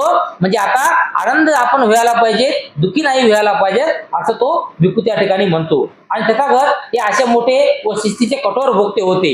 आणि त्यानंतर तो असा सुद्धा म्हणतो की जे काही भगवान बुद्ध होते तथागत जे होते ते हे खूप मोठे कठोर होते आणि शिस्तीचे होते, जे आपल्याला जमत नव्हतं, त्याच्यामुळे आपण बंधनामध्ये अडकलो होतो असं ते म्हणते. आणि त्यानंतर भगवान बुद्धाचं अंतिम दर्शन. कुशीनाराच्या मल्लाने मग सवीर आनंदाला विचारले तथागताच्या देहाची काय व्यवस्था करायची. आता त्या ठिकाणी जेव्हा भगवान बुद्धाचं परिनिर्वाण झालं तर त्या परिनिर्वाणाच्या वेळेस त्या ठिकाणी खूप सारे म्हणजे मल्ल जे आहे ते मल्ल त्या ठिकाणी आले होते. आणि मग मल्लाने पूर्ण ते मल्ल जे होते मल्लाने आनंदाला विचारलं की आता जे काही तथागताचा हा देह आहे इथं तर या देहाचं आपण काय करायचं. तर त्यावर आनंद म्हणाला लोक महाराजाची जशी उत्तरक्रिया करतात तशी तथागताची उत्तरक्रिया आपण करायला पाहिजे. म्हणजे पहिल्या काळामध्ये एखादा जर राजा असेल तर एखादा राजा निधन पावल्याच्या नंतर त्याची जशी अंतिम यात्रा काढतात किंवा त्यांचं ज्याप्रमाणे समजा दुःखवटा जाहीर करतात त्याप्रमाणे तथागताचं सुद्धा झालं पाहिजे असं आनंद त्या ठिकाणी म्हणते. आणि महाराजाची उत्तरीय क्रिया कशी केली जाते म्हणजे त्यानंतर जो काही मल्ल आहे हा मल्ल विचारतो की जे काही महाराज एखादा मृत्यू पावल्याच्या नंतर त्याचा नेमका काय काय कार्यक्रम केला जाते. आणि त्यानंतर आनंदाने उत्तर दिले की महाराजांचा देह नव्या कोऱ्या वस्त्रात अवगुंठित करतात, तदनंतर तो कापसाने गुंडाळतात, नंतर पुन्हा नव्या वस्त्राने गुंडाळतात, तसे एका मागून एक दोन्ही प्रकारचे 500 फेरे होईपर्यंत करतात. नंतर तो देह लोखंडाच्या कढईसारख्या पात्रात ठेवून त्यावर तसेच लोखंडी झाकण ठेवून तो बंद करतात. नंतर सर्व प्रकारची सामग्री आणून चिता रचतात. अशा पद्धतीने महाराजाची उत्तरक्रिया केली जाते. त्या ठिकाणी आनंद काय समजून सांगते की एखादा जर महाराज असेल तर त्या महाराजाचं एखाद्या नवीन कपडा आणायचा त्या कपड्यामध्ये त्याला गुंडाळतात. कपड्यात गुंडाळल्याच्या नंतर पुन्हा नवीन वस्त्रांना असे गुंडाळतात कमीत कमी त्याला 500 येडे अशाप्रमाणे गुंडाळतात. आणि त्यानंतर एखादी लोखंडी जे काही पेटी असेल कढई असेल म्हणजे ज्याप्रमाणे आपण बघा ते त्या हे राहते बघा शेव ठेवण्याची पेटी असते आणि त्या पेटीमध्ये दफन करतात. तर अशाप्रमाणे त्या पेटीमध्ये आपण ठेवलं पाहिजे. आणि नंतर तो देह लोखंडाच्या कढईसारख्या पात्रात ठेवून त्यावर तसेच लोखंडी झाकण ठेवून तो बंद करतात. आणि नंतर सर्व प्रकारची सामग्री आणून चिता रचतात. आणि त्यानंतर सर्व प्रकारची जी काही सामग्री असेल तर ती सामग्री आणायची चिता रचायची आणि त्याच्यानंतर जे काही उत्तरक्रिया आहे तर ती उत्तरक्रिया करायची असं ते त्या ठिकाणी ते आनंद म्हणते. मल्ल म्हणाले तसेच आपण करू. मग मल्ल बोलले तथागताच्या देहाला अग्निसंस्कार करण्यास आता उशीर झाला आहे, उद्या ते करूया. मग त्या दिवशी जे काही लोक दर्शन घ्यायला येऊ लागले तर ते दर्शन घेता त्या दिवशी उशीर झाला. म्हणून ते मल्ल त्या ठिकाणी काय बोलले की आता या ठिकाणी उशीर झालेला आहे तर तथागताच्या अंतिम यात्रेची तयारी जी आहे तर ही तयारी आपण उद्या करूया, आज तसंच राहू देऊया. नंतर कुशीनाराच्या मल्लाने आपल्या सेवकांना आज्ञा केली तथागताच्या उत्तरक्रियेची तयारी करा, सुगंध पुष्पमाळा गोळा करा, तसेच वादकांनाही बोलावून घ्या. आणि त्यानंतर जे काही कुशीनाराचे काही मल्ल होते त्या मल्लाने आपल्या जे काही चाकर होते त्यांना आज्ञा केली म्हणजे त्याला सांगितलं की तुम्ही आपल्या नगरीमध्ये जाऊन जे काही सुगंध असेल जे काही पुष्पमाला आहेत ते सर्व गोळा करा. आणि जे काही वादक असतात म्हणजे कोणी राजा मृत्यू पावल्याच्या नंतर जे काहीतरी ढोल फिल वाजून गाडीत वाजत घेऊन जात होते ना तर अशा प्रमाणे जे काही वादक होते त्या वादकांना सुद्धा इथे या ठिकाणी घेऊन या असं म्हणतात. आणि त्यानंतर नृत्य, भजन, गायन, पुष्पमाला, सुगंध, वस्त्राची आच्छादने, फुलाची तोरणे इत्यादी काही तथागताच्या देहाला मान सन्मान व आदरांजली अर्पण करण्यात दुसरा दिवसही निघून गेला. असा तिसरा, चौथा, पाचवा आणि सहावाही दिवस निघून गेला. त्यानंतर जे काही मल्लाने अशी तयारी केली जोराची की हे घेऊन या, ते घेऊन या, फुलं घेऊन या, वाद घेऊन या, असं करा तसं करा. म्हणजे भगवंताच्या अंतिम यात्रेची तयारी करण्याकरिता दुसराही दिवस निघून गेला, तिसराही दिवस निघून गेला, असे 1 हप्ता निघून गेला. आणि भगवान बुद्धाचं जे काही शेवटचं दर्शन होतं ते चालूच होतं त्या ठिकाणी. आणि 7व्या दिवशी कुशीनाराच्या मल्लाने विचार केला आज तथागताचा देह हलवू आणि त्यांची उत्तरक्रिया करूया. आणि जेव्हा 7वा दिवस उजाडला तर 7व्या दिवशी आता मल्लाने ठरवलं की आज जे काही तथागताची जे काही उत्तरक्रिया असेल तर ते उत्तरक्रिया आपण केली पाहिजे. म्हणजे जे काही काय म्हणतात अग्नी म्हणजे अग्नी दिला पाहिजे त्या ठिकाणी असं ते त्या ठिकाणी म्हणतात. नंतर मल्लाच्या 8 प्रमुखांनी ताटीला खांदा देण्यासाठी सिद्ध व्हावे म्हणून स्नाने केली व नवी वस्त्रे परिधान केली. त्यानंतर जे काही मल्ल होते या मल्लामधले काही 8 प्रमुख असे निर्माण तयार झाले त्या ठिकाणी भगवान बुद्धाच्या हस्तीला खांदा देण्यासाठी. आता त्यांनी नवीन कपडे परिधान केली, आंघोळ घेतली आणि भगवान बुद्धाला खांदा देण्यासाठी आले. नंतर तथागताचा देह उचलून मुकुटबंधन नामक पूर्वेकडे असलेल्या चैत्याकडे नेला. तेथे देह उतरवून त्यांनी अग्निसंस्कार केले आणि त्यानंतर या 8 जणांना त्या ठिकाणी भगवान बुद्धाला खांदा दिला आणि खांदा घेऊन भगवान बुद्धाला घेऊन म्हणजे भगवान बुद्धाचं जे काही देह आहे तर हे देह त्याच्या बाजूला पूर्वेला असलेल्या एका चैत्याकडे नेला आणि त्या चैत्याकडे नेऊन तिथं त्या ठिकाणी अग्निसंस्कार करण्यात आला. काही काळानंतर तथागताच्या नश्वर देहाची रक्षा झाली आणि अशा प्रकारे काही काळानंतर म्हणजे 50-51 वर्षाच्या नंतर जे काही भगवान बुद्धाचं शरीर होतं तर त्या भगवान बुद्धाच्या शरीराची राख तयार झाली, अस्थी तयार झाल्या. आणि त्यानंतर रक्षेसाठी संघर्ष. आता या ठिकाणी रक्षेसाठी संघर्ष म्हणजे जे काही भगवान बुद्धाची राख आहे, राख जे आपण म्हणतो समजा बघा या दुसऱ्या याच्यामध्ये बघा ते राख कोणी नदीला सोडते तर कोणी कोटं सोडते, अशा प्रमाणे जे काही भगवान बुद्धाची राख होती आणि भगवान बुद्धाच्या जे काही अस्थी होत्या तर याच्यासाठी त्यातून पुन्हा संघर्ष निर्माण झाला. तेव्हा तथागताच्या देहाला अग्नीने भस्मसात केल्यानंतर कुशीनाराच्या मल्लांनी रक्षा व अस्थी गोळा केल्या व सभागृहात त्या ठेवून आले व धनुष्याच्या त्यांच्या भोवती कोट केला. कोणी त्या सर्व व किंवा त्यांचा अंश चोरू नये म्हणून तिथे पहारा बसवला.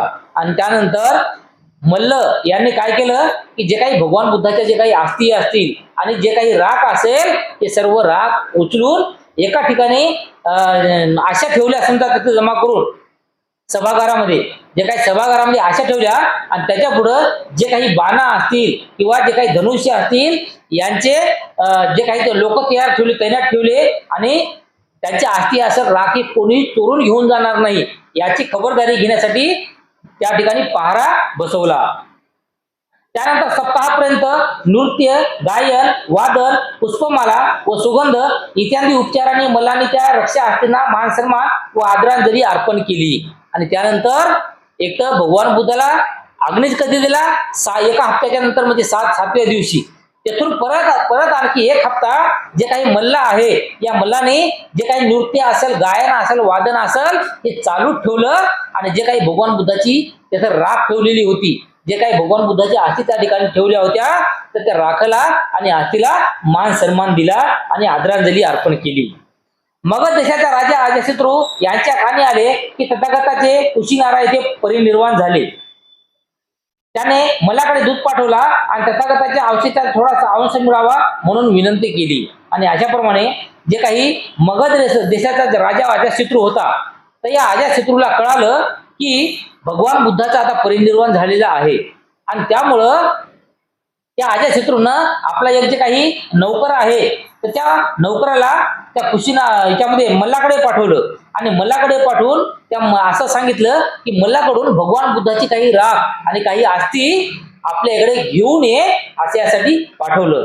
आणि ह्याप्रमाणे वैशालीच्या लिचियाकडून, कपिलवस्तूच्या छात्याकडून, अहकप्याच्या वलियाकडून आणि रामगामाच्या कोलियाकडून आणि पावाच्या मल्लुकाकडूनही दूत आले. आणि अशाप्रमाणे म्हणजे भगवान बुद्धानं ज्या ज्या ठिकाणी धम्माची केंद्र बनवले होते किंवा ज्या ज्या ठिकाणी जास्त वेळ भगवान बुद्ध राहिले होते, धर्माचा उपदेश ज्या ज्या ठिकाणी जास्त वेळ दिला होता अशा प्रत्येक ठिकाणून म्हणजे वैशाली मधून असेल, कपिलवस्तू मधून असेल, अहकयात मधून असेल,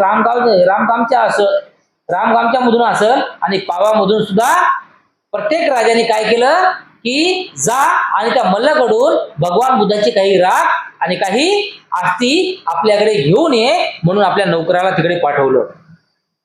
अस्थीचा हिस्सा मागणाऱ्या वेठदीपाचा एक ब्राह्मणही होता. आता अशाप्रमाणे एक वेठदीपाचा एक ब्राह्मण सुद्धा होता आणि त्यानं सुद्धा भगवान बुद्धाच्या अस्थी मागायला त्या ठिकाणी आला होता. एवढ्या मागण्या आलेल्या पाहून कुशीनाराचे मल्ल म्हणाले तथागताचे परिनिर्वाण आमच्या गावात झाले, तथागताचे अंशही आम्ही कुणाला देणार नाही, त्यांच्यावर फक्त आमचाच हक्क आहे. आणि त्या ठिकाणी मल हा प्रत्येकाला त्या ठिकाणी काय म्हणाला की भगवान बुद्ध हे आमच्या एरियामध्ये येऊन जे काही परिनिर्वाण झालेले आहे त्यामुळं जे काही भगवान बुद्धाचे जे काही राख असेल, जे काही अस्थी असतील यांच्यावर फक्त आमचाच अधिकार आहे, त्यामुळं आम्ही भगवंताची राख किंवा अस्थी हे कोणालाही देणार नाही. परिस्थिती चिघळत चाललेली पाहून द्रोण नावाचा एक ब्राह्मण मध्यस्थीसाठी पुढे आला आणि तो म्हणाला, माझे 2 शब्द ऐका. आता यांचे जे काही वादविवाद तिथे निर्माण होऊ लागला. तर हे वादविवाद निर्माण करत असताना त्या ठिकाणी एक ब्राह्मण आला द्रोण नावाचा, आणि द्रोण नावाचा ब्राह्मण त्या ठिकाणी येऊन ते सर्व जणाला काय म्हणते की मी एक काही तुम्हाला सांगू इच्छितो, तर तेव्हा माझं थोडंसं म्हणणं तुम्ही ऐका. आणि तेव्हा द्रोण म्हणाला, ज्या तथागतांनी आपणास संयमाने शिक्षण दिले त्यास नरवराच्या आस्तीचा हिश्श्यासाठी संघर्ष, रक्तपात आणि युद्ध व्हावे ही अनुचित गोष्ट होय. त्या ठिकाणी या सर्वांना काय सांगतात, द्रोण नावाचे जे काही ब्राह्मण आहे ते काय सांगते की भगवान बुद्धाचा जो काही धम्म आहे किंवा भगवान बुद्ध जे आहे हे सर्वांना संयमाचं शिक्षण देत होते आणि सर्वांना जीवनाच्या कल्याणाचं शिक्षण देत होते, धम्म देत होते.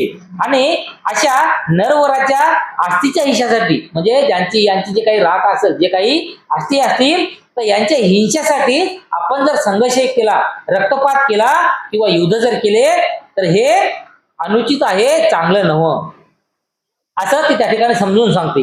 आणि आपण सर्वांनी एकमताने, मित्रत्वाने व दिलजमाईने आस्तीचे सारखे 8 हिस्से करण्याचे ठरवावे आणि प्रत्येक राज्यात त्यावर स्तूप उभारावे की जेणेकरून त्या ठिकाणी त्यांची पूजा जनतेला करता येईल. आणि त्यानंतर त्या द्रोण ब्राह्मणानं काय ठरवलं की या ठिकाणी आपण 8 जण गोळा झालेले आहोत, त्यामुळं जे काही भगवान बुद्धाची जे काही राख असेल, जे काही आस्ती असतील, तर यांचे आपण 8 हिस्से बनवायला पाहिजेत. आणि हे 8 हिस्से बनवून हे प्रत्येकाच्या संघ दिले पाहिजेत आणि प्रत्येकाने ते आपल्या एरियामध्ये नेऊन, आपल्या राज्यामध्ये नेऊन त्या ठिकाणी मोठमोठे बुद्ध विहार बांधले पाहिजे, जेणेकरून जे काही भगवान बुद्धाचा धम्म आहे हा धम्म अजून पुढं प्रसारित होत राहिला पाहिजे, असं त्या ठिकाणी तो द्रोण ब्राह्मण म्हणते.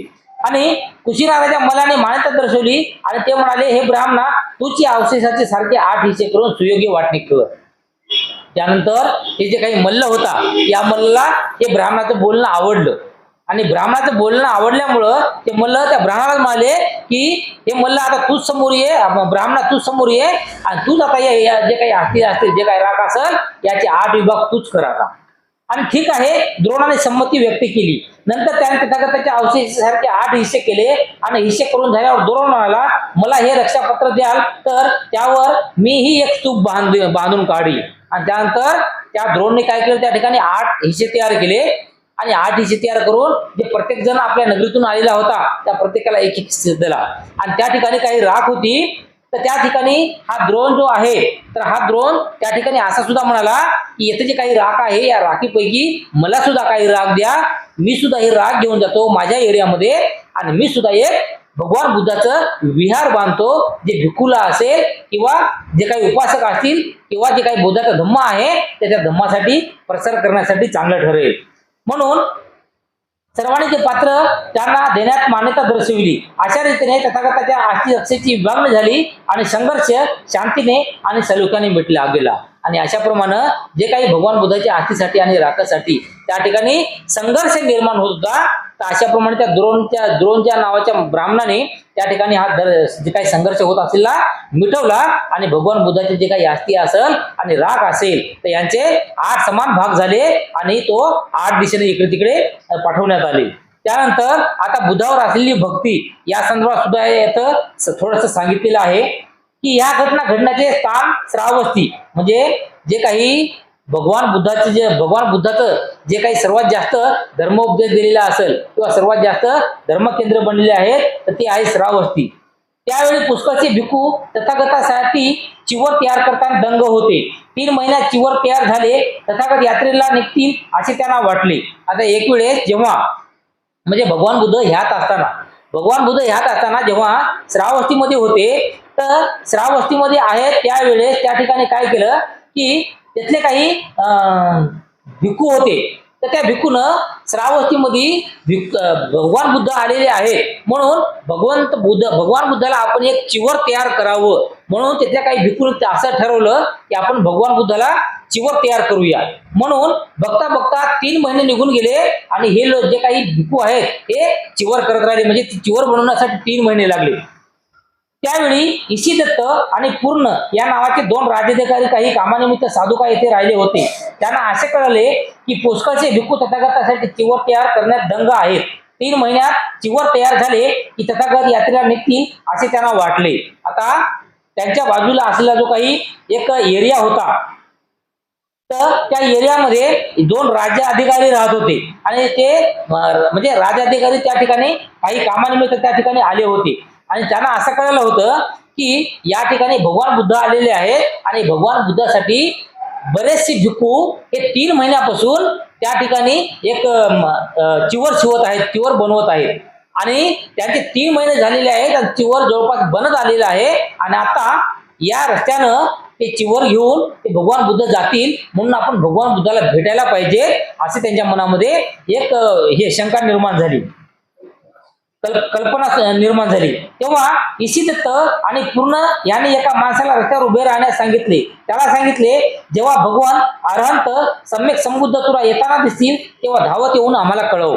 आणि तेव्हा हा जो काही इशिदत्त आणि पूर्ण आहे यानं काय केलं की एका माणसाला त्या ठिकाणी रस्त्यावर उभं केलं आणि त्याला सांगितलं की या रस्त्याने भगवान बुद्ध येताना जर तुला दिसले तर तू आम्हाला येऊन कळव, आम्हाला भगवान बुद्धाला भेटायचं आहे. 2-3 दिवस त्या माणसाने तिथेच राहून त्यांची प्रतीक्षा केल्यानंतर त्याला दुरूनच येताना बघितले. धावत येऊन त्याने इशिदत्त आणि पूर्ण याला सांगितले, भगवान अरहंत सम्यक संबुद्ध येत आहेत, आपल्याला जे काही करायचे असेल ते करावे. आणि अशाप्रमाणे तो जो काही माणूस आहे भगवान बुद्धाची वाट बघत थांबला होता, तर तो 2-3 दिवस वाट बघत थांबला आणि दुसऱ्या-तिसऱ्या दिवशी भगवान बुद्ध दुरून येत असताना त्याला दिसले. दुरून येत असताना जेव्हा त्याला दिसले तेव्हा त्याने काय केलं की त्या जे काही राजा होता, जे काही प्रतीक्षा या म्हणजे याला सांगितलं होतं की वाट बघून इशिदत्त आणि पूर्ण नावानं, तर त्यांना जाऊन सांगितलं की भगवान बुद्ध येत आहेत, तुम्हाला जे काही करायचं आहे तर ते करा तुम्ही. तेव्हा इशिदत्त आणि पूर्ण हे राजाधिकारी तथागताच्या समोर गेले आणि त्यांच्या समीप गेल्यावर त्यांनी तथागतांना अभिवादन केले व ते तथागताच्या मागून पावले टाकत चालत राहिले. आणि त्यानंतर ते जे काही इशिदत्त आणि पूर्ण हे जे काही होते तर हे भगवंताजवळ आले, भगवंताला अभिवादन केलं आणि भगवंताला अभिवादन केल्यानंतर भगवंत हे चालतच होते, मग ते दोघंही भगवंताच्या मागं चालत गेले. नंतर तथागत राजमार्ग सोडून बाजूला गेले. तेथे एका वृक्षाच्या खाली त्यांच्यासाठी सिद्ध करण्यात आलेल्या आसनावर ते बसले. इशिदत्त व पूर्ण याने त्यांना अभिवादन केले व ते एका बाजूला बसले. बसल्यावर ते तथागताला बोलले. नंतर म्हणजे भगवान बुद्ध हे थोड्या वेळपर्यंत चालत गेले आणि नंतर त्या ठिकाणी भगवंतासाठी एक आसन तयार केलं होतं. त्या आसनावर एका बाजूला रस्त्याच्या बाजूला एका झाडाखाली जाऊन बसले. बसल्याच्या नंतर हे जे काही 2 माणसं त्याच्या मागे आले होते, भगवंत बुद्धाच्या मागे आले होते, तर हे माणसं सुद्धा त्या ठिकाणी भगवंताच्या समोर भगवंताला वंदन करतात आणि भगवंताच्या समोर आसनावर बसतात.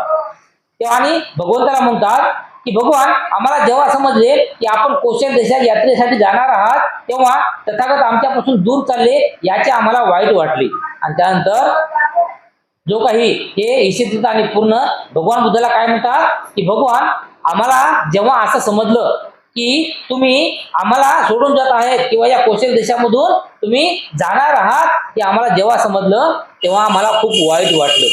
आणि भगवान, आम्हाला जेव्हा समजले की आपण श्रावस्ती सोडून कौशल देशात यात्रेसाठी चालत आहात तेव्हा तथागत आमच्यापासून दूर जाणार या विचाराने आम्ही पुन्हा विवश व खिन्न झालो.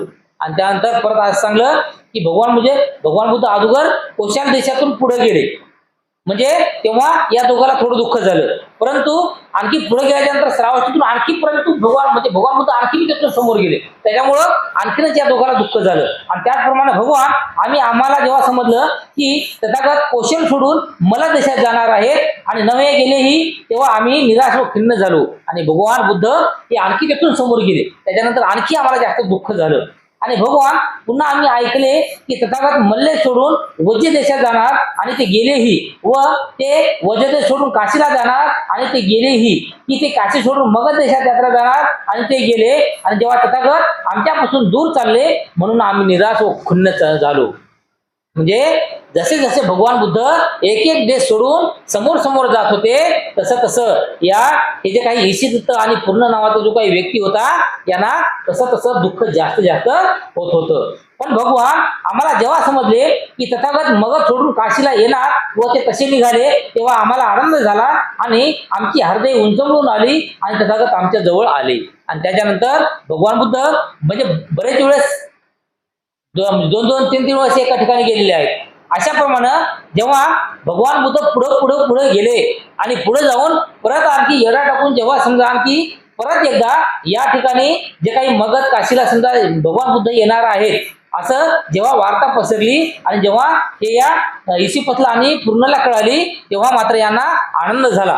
कारण तर दूर जसे दूर भगवान बुद्ध जात राहिले तसं यांना दुःख होत राहिलं आणि भगवान बुद्ध आता आपल्या जवळ येणार आहेत हे कळाल्याच्या नंतर त्यांना खूप बरं वाटलं, आनंद झाला.